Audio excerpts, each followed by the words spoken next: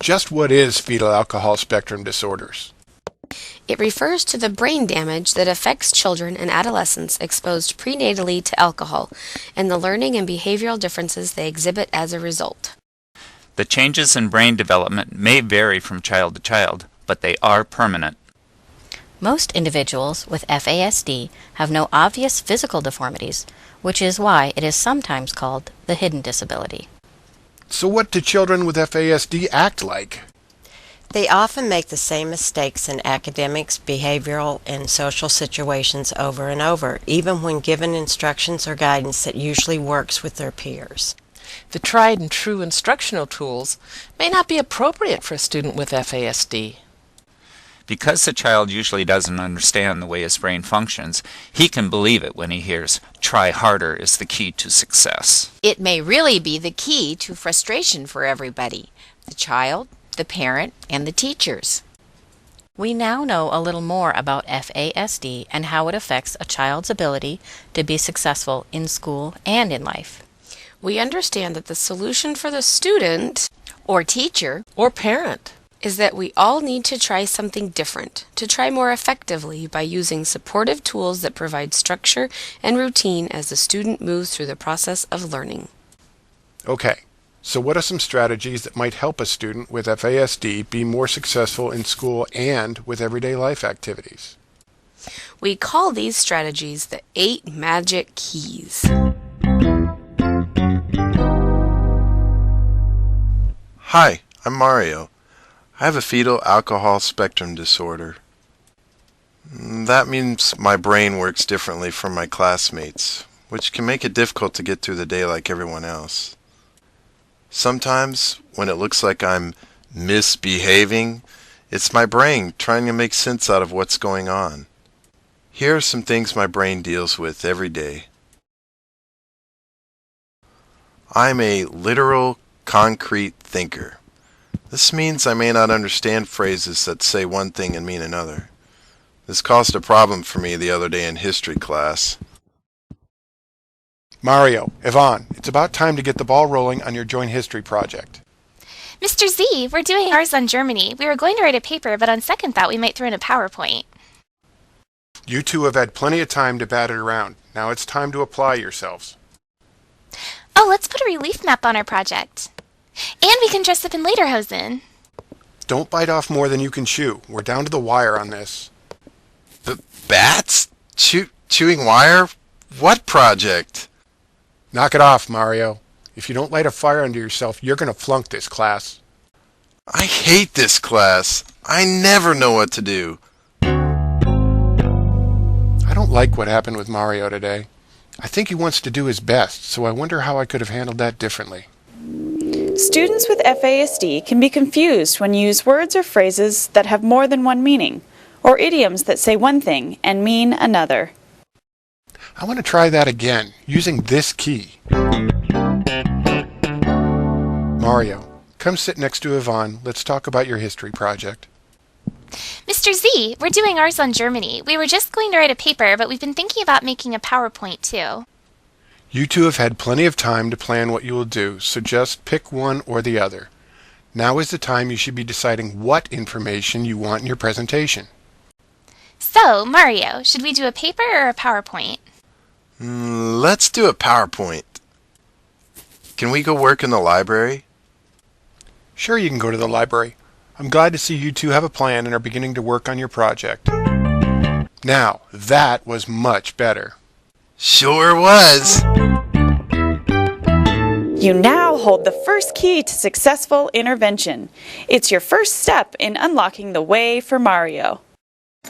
You know, it's also really hard for me to learn from experience.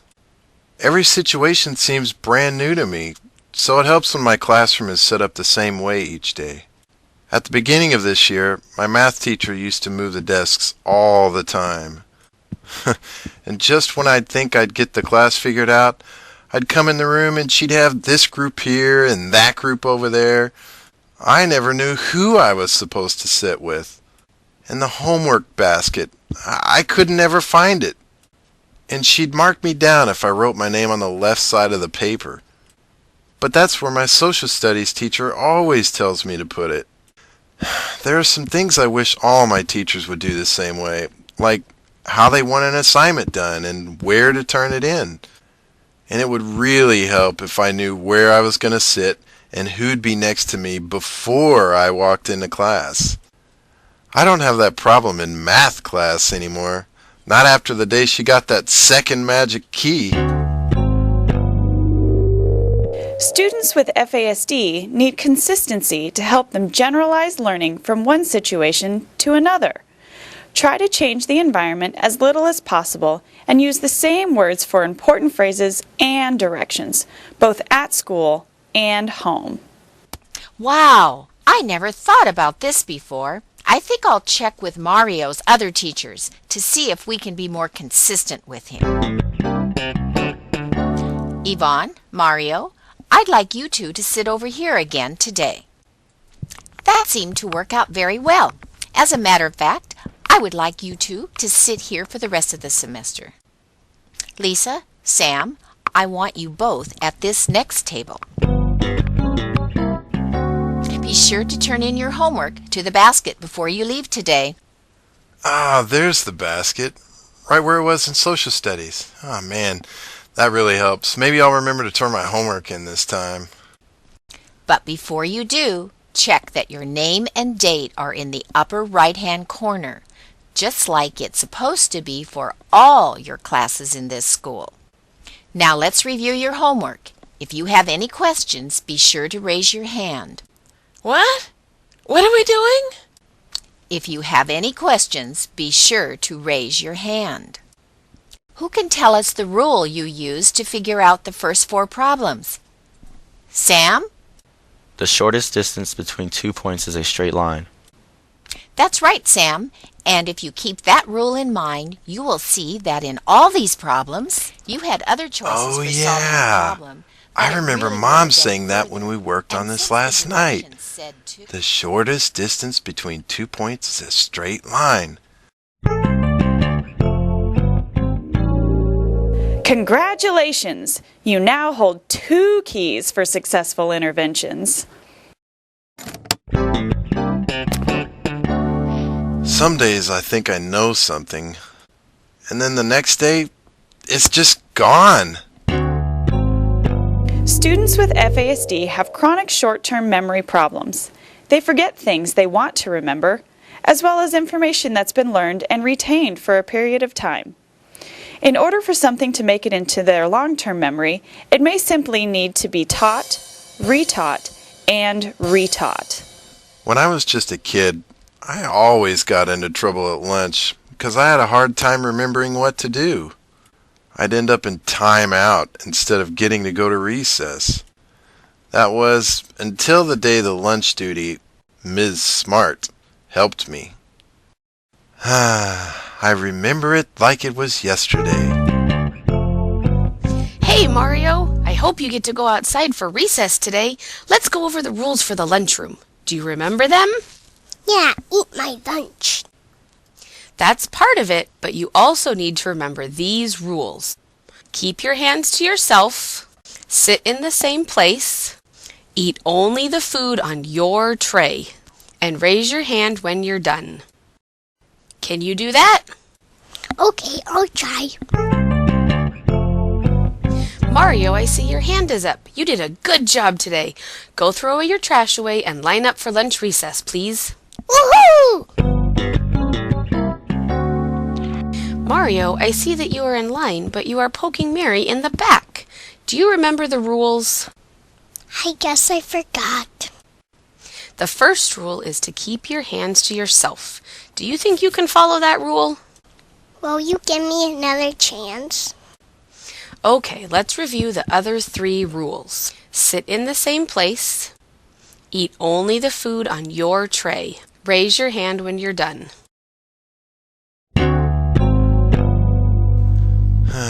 I sure did like Ms. Smart. She wanted me to get to recess, so she helped me remember. After a while, I didn't need her anymore. Marvelous! You now hold 3 keys to success. You are able to support Mario more efficiently by being concrete, consistent, and providing repetition. Let's see what the next key has in store. I have a hard time when my day changes because I don't know what to expect or how to act. Stable routines that don't change from day to day will make it easier for students with FASD to know what to expect next and to decrease their anxiety, enabling them to learn. At home, my family tries to help me get ready when things are going to be different. Hey, Mom. Hi, Mario. Hey, we're going to have a change in your day tomorrow. Instead of riding the bus to school, Dad'll be taking you to the dentist to get your teeth cleaned. Then you'll go to school in time for your PE class. I put a reminder note on the fridge. Now, go upstairs and pick out what you can wear tomorrow. Hey, Mario. Did you follow your routine today? Yeah, I brushed my teeth and combed my hair. Great! How do you like my shirt? Looks good. Do you remember what the schedule change is? Yep, it's right here on the fridge. Dad'll take me to the dentist. Come on, Dad. You now have half of the magic keys to unlocking the door. I can see Mario being more successful every day. Let's find out what else you can do.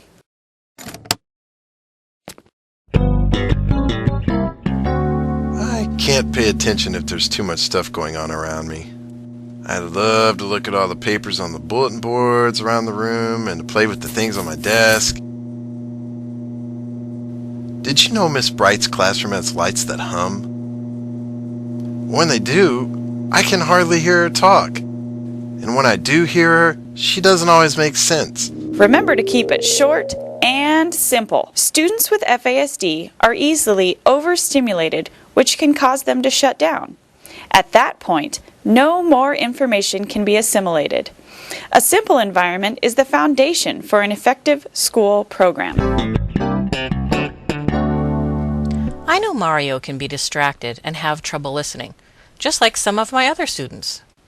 Sometimes I have to remember to keep my directions short, simple, and to the point. Why, just the other day... Class, I want you to take out your literature books and turn to the end of Chapter 6 on page 34. Please write your answers to questions 1 through 5 and question 8 at the end of the chapter.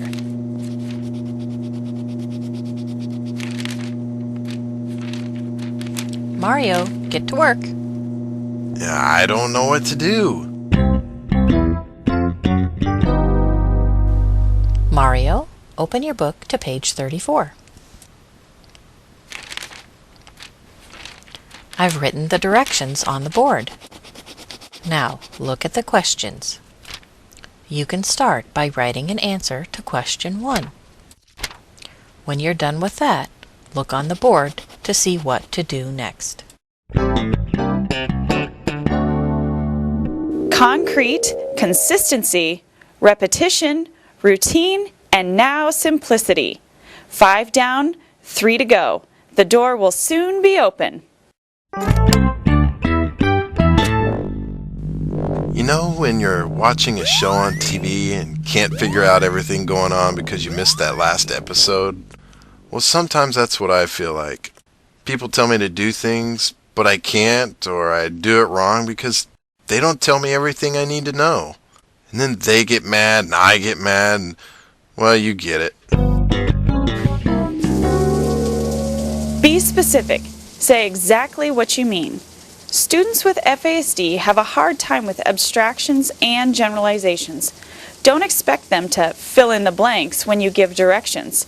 Tell them step by step what to do. Step by step?